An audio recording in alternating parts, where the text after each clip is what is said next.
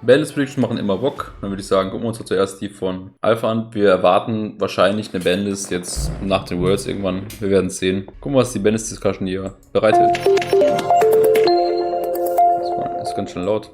Hey, what's up guys, and welcome to this Banlist prediction. Today we have a discussion about the current format, and we will try to see which cards Konami will address in the upcoming banlist. Without further ado, let's get straight into it. Now, the most likely date for the next list is probably after the Megatin reprints, which come out on August 9th. So probably we will get a new banlist in late August or in September. So with this date in mind, let's jump into the ban section. So for our first ban, we have Kashtira Arise Heart. On the last Forbidden and Limited update in June, Kashtira has been just given a slap on the wrist with Unicorn limit and a Rise Hard to 1. Considering that Kashtira has been consistently dominating and winning most of the national championships, as well as winning the North American WCQ and technically winning the European WCQ, meine Banlist muss ich noch aufnehmen. Ich werde also jetzt mich schon spoilern lassen, was die anderen sagen, bevor ich meine aufnehme.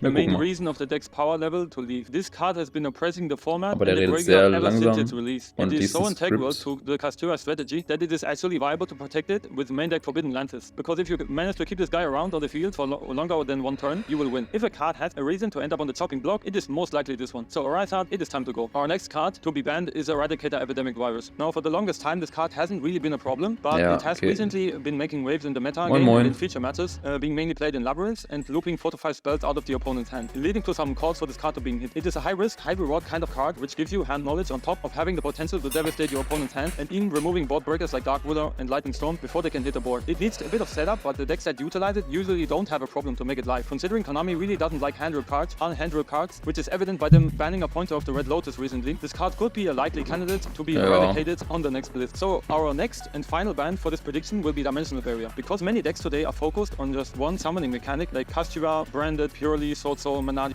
Und die Barrier-Band sehe ich aber gar nicht. Das kommt ja richtig aufs Left Field, die spielt ja aktuell auch kaum jemand. Da sehe ich eher Anti-Spell als die.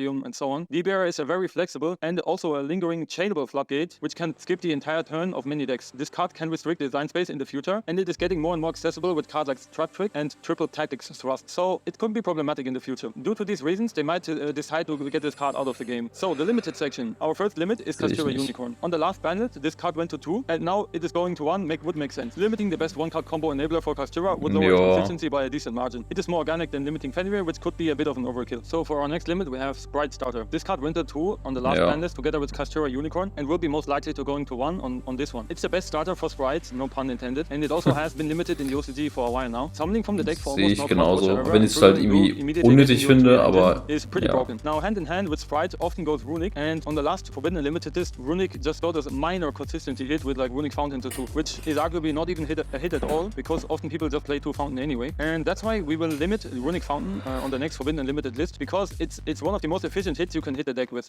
What makes Runic so powerful is drawing 3 cards every single turn. Wäre wahrscheinlich auch with only 1 fountain, it will be less likely you hard draw the card in your opening hand and start to drawing cards on the first turn. If you lose the fountain, also it means you cannot resort to a second one just continue your grind game. So it makes the Runic deck a bit more vulnerable and fair overall, giving the opponent a higher chance of breaking the milling cycle. Fountain together with Tip is in the Mega Tins as well. So if they want to hit Runic, that would be a fitting opportunity after the reprint. Then we have Bestial Lubellion Limited. Bestial Lubellion is one of the big reasons what makes Dragon Link and the Bestial engine so powerful. He's basically a one-card starter, which leads to a free search and even more. Ja, aber ich glaube, den auf einzusetzen bringt nicht so viel, weil die können ihn ja einfach senden mit Dragon Ring, wie wir es ja gesehen haben, den adden, das heißt auf 1 ändert das halt eigentlich gar nichts. Also nicht viel auf jeden Fall. Advantage with Branded Regain and Spot Removal with Branded Beast plus a Level 8 Body.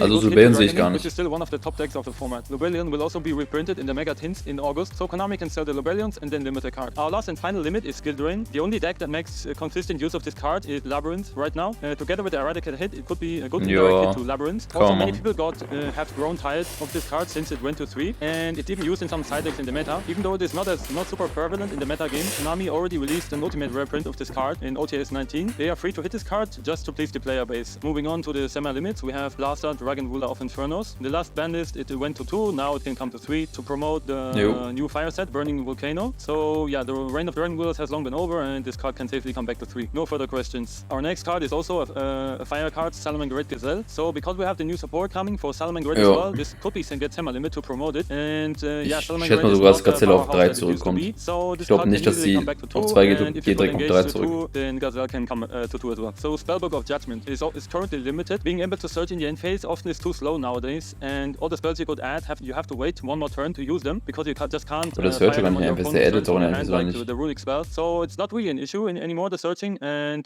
Jaugen is also. I mean, it's a reason that the card is pretty good, but usually Jaugen is much easier to out than a lot of other floodgates since he doesn't have high attack and he needs protection. So there are much more ways to deal with him, and if Judgment gets asked, you're kind of screwed. And the last list in the OCG, this card was even released from the list entirely. In the OCG, it is at 3. So let's put it to 2 and see what people can do with it. The next semi-limits is our duo Water Enchantress and Rite of our Messiah. Adventure people will continue to fall back on this engine if there's the opportunity or if the power level of the existing decks in the format gets lowered. Now that the engine has received a reprint in glaube ich irgendwie aber auch nicht, dass das passiert. Maybe, like the OCG did a while ago. Weil die aktuell auch kaum jemand spielt. Klar, das Synchron-Deck spielt die halt, aber das war's halt auch. Maybe don't like people to splash it in every deck. So these are the reasons Water Enchantress and Rite of our Messiah could go to 2. Moving on to cards that can come off the list. Herald of Orange Lights. This card will likely go to 3 as indicated on the last Forbidden Unlimited list. It's basically a Madortia support card now, and it's very strong in these decks, but limited to these decks only. So it was only a problem when the Ishizo decks could abuse it because it had an insane synergy combined with the Ishizo cards. So yeah, now it can come safely off the list. Ancient Fairy Dragon. It's a hard one per turn. You need one only, and it hasn't even seen play since its errata really. So yeah, it can safely be removed. Sky Striker, Mobilize, Engage. Now this card could stay at 2, but it's more likely than not that they will unlimited. It would be weird if it stays at 2, and in the OCG